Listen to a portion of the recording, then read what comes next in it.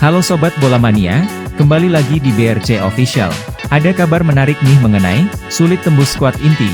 5 pemain ini tak pernah dimainkan PSM Makassar. Ada ex-pilar penting Juku Eja. PSM Makassar berhasil menasbihkan diri sebagai tim terbaik di Liga 1 Indonesia. Bahkan, satu di antaranya pernah menjadi sosok penting dalam skuad PSM Makassar di musim lalu.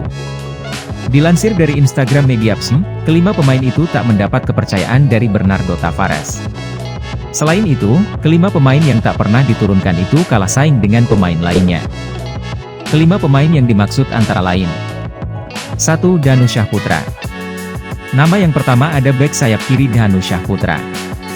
Danu Syahputra didatangkan PSM Makassar pada putaran kedua Liga 1 2022-2023. Sayang, Danu kalah bersaing dan gagal menembus skuad inti PSM Makassar. 2. Lulmul Mubarak. Center back binaan asli PSM Makassar, Lulmul Mubarak gagal menembus skuad inti. Ibnul Mubarak kalah saing dengan nama-nama beken seperti Yuran Fernandes, Erwin Gutawa, Syamsuddin Tahar, dan Abdul Manan. 3. Ahmad Rusadi. Setali 3 uang dengan Ibnul Mubarak, Ahmad Rusadi yang juga binaan asli PSM Makassar kalah saing dengan seniornya. Posisi Ahmad Rusadi pun sama dengan Ibnul Mubarak, yakni bek tengah. 4. Raka Okta. Tampil gemilangnya Reza Arya Pratama membuat kesempatan Raka Okta tampil bersama PSM Makassar haru dipendam. Raka Okta juga merupakan pemain binaan PSM Makassar. 5. Rifki Mokodompit.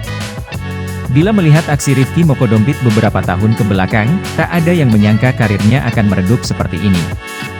Jangankan untuk kiper utama, sebagai kiper cadangan di bench pemain pun, Rifki sulit menembusnya. Padahal, beberapa musim ke belakang, Rifki Mokodompit sulit sekali digantikan di posisi kiper PSM Makassar. Nah itu dia Sobat Bola Mania untuk update kabar kali ini, bagaimana pendapat kalian Sobat? Tulis pendapat kalian di kolom komentar ya Sobat dan jangan lupa untuk like, comment, and subscribe.